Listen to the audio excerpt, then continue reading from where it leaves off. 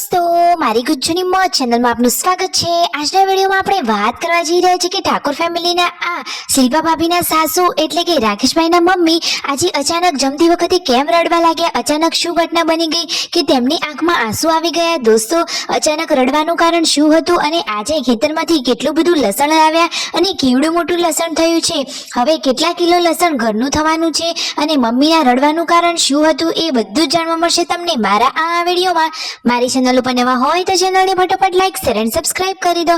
Full video in Thakor family blog channel દોસ્તો ફૂલ વિડીયોની link ડિસ્ક્રિપ્શનમાં મૂકેલી જ છે, ત્યાં જઈને તમે આખો વિડીયો વોચ કરી શકો છો। આવી ટૂંકી ટચોકડી લાઈવ લેટેસ્ટ ટ્રેન્ડિંગ માહિતી મેળવવા માટે કરી દો મારી ચેનલને ફટાફટ સબસ્ક્રાઇબ। તો ચાલો દોસ્તો, હવે વધારે રાહ ન જોડાવતા આપણે વિડીયોની શરૂઆત કરી દઈએ। દોસ્તો, ઠાકોર ફેમિલીના લોકોએ તો ઘરે જ વાવ્યું હતું સરસ મજાનું દેશી લસણ। તો જુઓ, શિયાળાની સિઝનમાં લસણને વાવી દીધું હતું તો અત્યારે કેટલી સરસ મજાની કળીઓ થઈ ગઈ છે। શિલ્પા ભાભી અને તેમના સાસુ ખેતરમાં પહોંચી ગયા છે તો જે વધારાનો ઉગારો છે એનાથી ચારનો પોટલો પણ કરી રહ્યા છે અને લસણ પણ જમીનમાંથી ખોદી રહ્યા છે।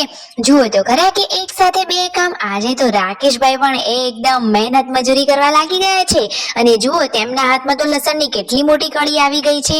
એ કહે છે કે મેં જેટલું લસણ ખોદ્યું એમાંથી આ સૌથી મોટી કળી છે લસણની। જુઓ તો ખરા કે કેટલું મોટું લસણ થઈ ગયું છે। દોસ્તો, જુઓ તો ખરા કે આપણે વાવીએ તો કુદરત આપણને કણમાંથી મણ કરીને આપી છે। એક જ કળી વાવી હોય એમાંથી કેટલી બધી કળીઓ કરીને આપી। સરખી માવજત કરવામાં આવે તો સરસ ઉત્પાદન થાય।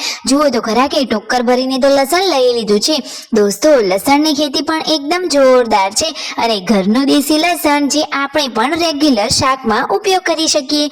તો ફાઇનલી પછી ઘરે આવ્યા તો ઘરે જમવાનું રેડી હતું તો અહીંયા પૂનમ ભાભી બહાર જ ખુલ્લામાં મસ્ત મજાના કુદરતી નેચરમાં જમવા માટે બેસી ગયા છે।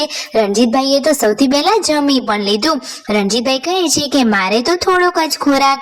જુઓ, પૂનમ ભાભી આ બાજુ જમી રહ્યા છે અને બધા લોકો સાથે વાતોચીતો પણ કરી રહ્યા છે। પછી સંજયભાઈ પણ જમવા માટે બેસી ગયા છે। તો અને ખાતા ખાતા જુઓ, આજે તો તેમના મમ્મી કેમ રડી પડ્યા, શું થયું, એમની આંખમાં આંસુ।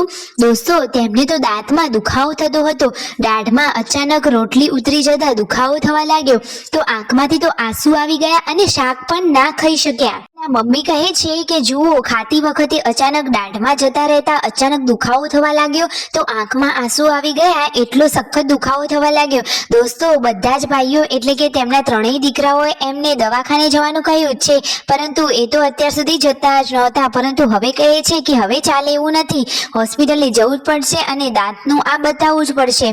તો સાચી વાત ને દોસ્તો, તમને એનો કોઈ ઘરેલું ઉપચાર ખબર છે? ખબર હોય તો જલ્દીથી કોમેન્ટ કરો કે જેથી આપણે પણ એમને જણાવી શકીએ। આવ્યા હતા સબસ્ક્રાઈબરો અને જુઓ, આવ્યા હતા સંજયભાઈના મામા તો અહીંયા રોકાઈ અને પછી તેઓ તેમના ઘરે ગયા અને હવે ફાઇનલી લેવાના છે ખેતરના ઘઉં। તો ઘઉં લેવા માટે ઘરેથી કોણ કોણ જવાનું છે, કોનું થ્રેસર છે અને કેટલા કોથળા ઘઉં થયા, બધી જ માહિતી તમને મળી રહેશે।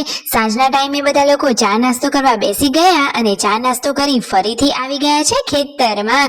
તો શિલ્પા ભાભી અને તેમના મમ્મી અને રાકેશભાઈ પહોંચી ગયા છે ખેતરમાં સરસ મજાનું લસણ લેવા માટે।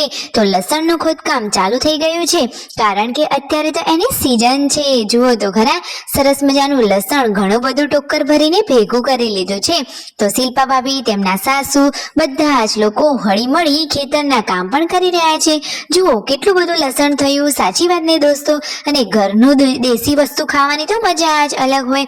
જુઓ, રાતના ટાઈમે જમવાનું રેડી થઈ ગયું છે। રાકેશભાઈ કહે છે કે જોતા જ મોઢામાં પાણી આવી જાય એટલું ચટાકેદાર સેવ ટામેટાનું શાક છે, સાથે સરસ મજાની વ્હાઈટ ખીચડી છે। તો એ તો જમવા માટે બેસી ગયા છે। શિલ્પા ભાભી બચ્ચા પાર્ટીને જમાડી રહ્યા છે। જુઓ, તેમના સાસુ અને શિલ્પા ભાભી બધા જ બાળકોને ખવડાવી રહ્યા છે અને આ બાજુ ગરમા ગરમ રોટલીઓ પાર્વતી ભાભી અને પૂનમ ભાભી બનાવી રહ્યા છે। ગામડાની દેશી મોજ તો બાકી ગામડામાં જ હોય, સાચી વાત ને દોસ્તો। કેટલા લોકોને ગામડા જીવનનું જીવન વધારે ગમે છે?